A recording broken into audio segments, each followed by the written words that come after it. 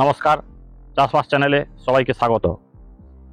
আজকে আমি উদ্ভিদের এমন দুটি গুরুত্বপূর্ণ উপাদান নিয়ে আলোচনা করব যার অভাবে উদ্ভিদের পাতা কুঁকড়ে ছোট হয়ে যাবে এবং মূলের বিকাশ ঘটে না এবং সামগ্রিক উদ্ভিদের বিকাশ ব্যাহত হয়।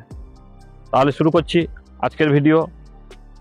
উদ্ভিদের দুটি অতি গুরুত্বপূর্ণ উপাদান এবং তার কাজ এবং তার অভাবজনিত লক্ষণ কী।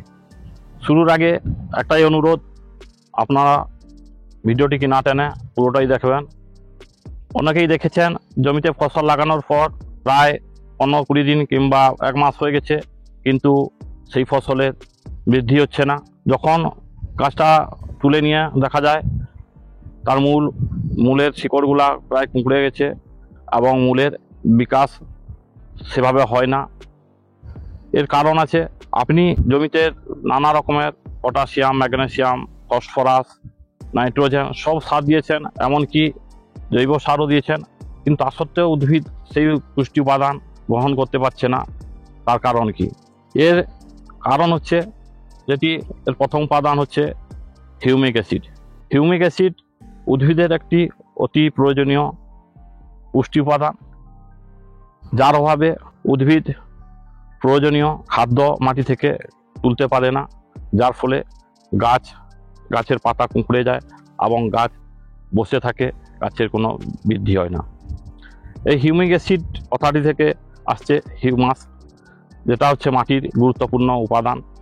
অনেক জৈব পদার্থ থাকে, সেই জৈব পদার্থগুলিকে পচিয়ে হিউমাস তৈরিতে এই হিউমিক অ্যাসিড সাহায্য করে এবং মাটির মধ্যে অম্ল ক্ষারের ভারসাম্য রক্ষা করে, মাটির পিএইচের মাত্রা ঠিক রাখে এবং অনেক সময় মাটি কম্প্যাক্ট হয়ে যায় নানা কারণে।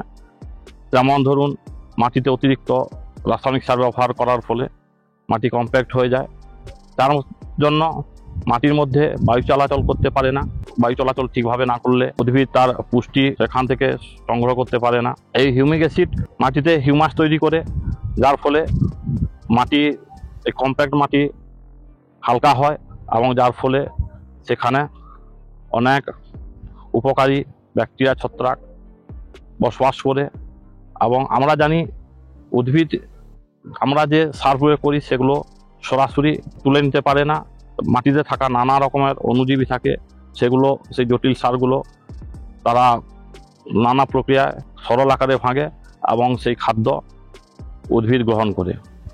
তাহলে এই হিউমিক অ্যাসিড হিউমাস তৈরি করে, মাটিকে আলগা করে এবং মাটিতে বাতাস চলাচল যেমন সাহায্য করে, সেই রকম মাটি থেকে প্রয়োজনীয় জল এবং খনিজ লবণ তুলতে জাইলেমকে সাহায্য করে, অর্থাৎ জাইলেম এবং ফ্লোয়েমকে সক্রিয় করে উদ্ভিদের পুষ্টি সংগ্রহে কাজ করে।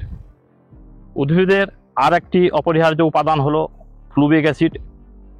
এই ফ্লুভিক অ্যাসিড মাটিতে থাকা বিভিন্ন উপকারী ব্যাকটেরিয়া এবং ছত্রাকের সংখ্যা বাড়ায়, যার ফলে মাটিতে থাকা বিভিন্ন জটিল খাদ্য উপাদানগুলোকে ভেঙে সরল আকারে পরিণত করে, যার ফলে গাছ এগুলো সহজেই গ্রহণ করে।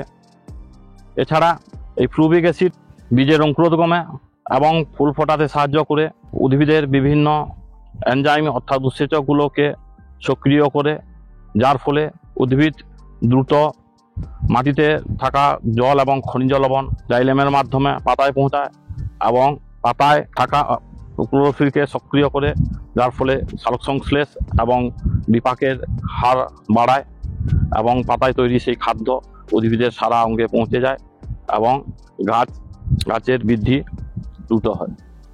এই ফ্লুভিক অ্যাসিড মাটিকে সুস্থ রাখে। মাটিকে সুস্থ রাখার ফলে গাছের মূলের শাখা প্রশাখার দ্রুত বৃদ্ধি ঘটে, যার ফলে অনেক দূর থেকে উদ্ভিদ মাটিতে থাকা জল এবং খনিজ লবণ শোষণ করে, যার ফলে উদ্ভিদের পুষ্টিতে সাহায্য করে। এছাড়া এই ফ্লুভিক অ্যাসিড উদ্ভিদে থাকা ক্ষতিকারক টক্সিনকে বর্জন করে, গাছকে চাপমুক্ত করে। উদ্ভিদের ক্ষেত্রে এই ফ্লুভিক অ্যাসিড এবং হিউমিক অ্যাসিড দুটোই অপরিহার্য, একে অপরের পরিপূরক। দুটো একসঙ্গে কম্পোজ করে স্প্রে করলে ভালো কাজ করে। অনেকের মনে এই প্রশ্ন আসছে, এটা আপনারা পাবেন কোথায়? এমন একটা প্রোডাক্ট আপনাদের বলবো, সেটা হচ্ছে MN বায়োটেকের ডলার, এতে হিউমিক অ্যাসিড আছে 12% এবং ফ্লুভিক অ্যাসিড আছে 3%।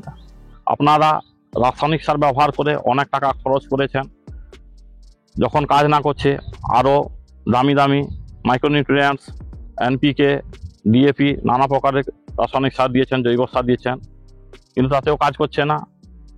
এই MN বায়োটেকের ডলার মাত্র প্রতি লিটার জলে 2 ml করে ব্যবহার করুন। এটা অবশ্যই আপনার সেচ দেওয়ার 2 থেকে 3 দিন পরে ব্যবহার করবেন, যাতে মাটিতে রস থাকে। কারণ মাটিতে জলের পরিমাণ ঠিক মতো না থাকলে উদ্ভিদের পক্ষে সেখান থেকে জল এবং খনিজ লবণ তোলা সম্ভব হয় না। তার জন্য সেচ দেওয়ার 2 থেকে 3 দিন পরে স্প্রে করুন। মাত্র প্রতি ট্যাঙ্কিতে 15 থেকে 16 টাকা খরচ করে আপনার যে টাকা রাসায়নিক সার ব্যবহার করে অপচয় করেছেন তার 100% ফলাফল পাবেন এই হিউমিক অ্যাসিড এবং ফ্লুভিক অ্যাসিড যদি আপনি ব্যবহার করেন। এখন প্রশ্ন হচ্ছে কতদিন অন্তর এটা ব্যবহার করবেন। আপনারা এটা চারা তলায়ও ব্যবহার করতে পারেন এবং চারা লাগানোর পর যখন সেচ দিবেন তখন ব্যবহার করতে পারেন, এবং সেচ দেওয়ার 20-25 দিন পর আবার যখন সেচ দেবেন, মোটামুটি 20 থেকে 25 দিন অন্তর আপনারা এটা ব্যবহার করতে পারেন। আমি এর আগে একবার ব্যবহার করেছি, এর ফলে মাটির যে সুস্থ আছে তা প্রমাণ আপনাকে দেখাচ্ছি। দেখছেন ব্যবহার করার ফলে এই যে মূলের শিকড় বা শাখা প্রশাখা দেখছেন, এই সাদা সাদাগুলো কী পরিমাণে এবং কত দূর পর্যন্ত বেড়েছে প্রত্যেকটি গাছের। এটা হচ্ছে এই হিউমিক অ্যাসিড এবং ফ্লুভিক অ্যাসিডের জাদু, যার ফলে শাখা প্রশাখা অর্থাৎ মূলের শাখা প্রশাখা আপনার যত বৃদ্ধি পাবে, উদ্ভিদ তত পরিমাণে জল এবং খনিজ লবণ এবং মাটিতে থাকা বিভিন্ন খাদ্য উপাদান সংগ্রহ করবে এবং সেগুলো নিয়ে পাতায় খাদ্য তৈরি করবে। যেহেতু এই 2 উপাদান সালোক সংশ্লেষ প্রক্রিয়ায়ও ত্বরান্বিত করে, যার ফলে উদ্ভিদ সম্পূর্ণ সুস্থ এবং আপনার ফলন বেশি হবে। এটি হচ্ছে জৈব প্রোডাক্ট MN বায়োটেকের ডলার। এই ডলারে আছে হিউমিক অ্যাসিড 12% এবং ফ্লুভিক অ্যাসিড 3%। এটা আমি প্রতি লিটার জলে 2 ml করে ব্যবহার করব। ব্যবহারের আগে এটাকে অবশ্যই ঝাঁকিয়ে নিতে হবে ভালো করে, অনেক সময় বসে যায়। এবং এই 16 লিটার ট্যাঙ্কে আমি 30 থেকে 32 ml ব্যবহার করব। এটা 10 ml এর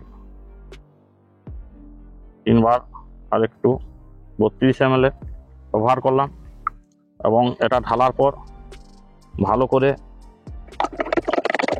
মিশিয়ে দিতে হবে, এভাবে নাড়িয়ে মিশ্রণটা যাতে সমস্ত মিশ্রণ হয়।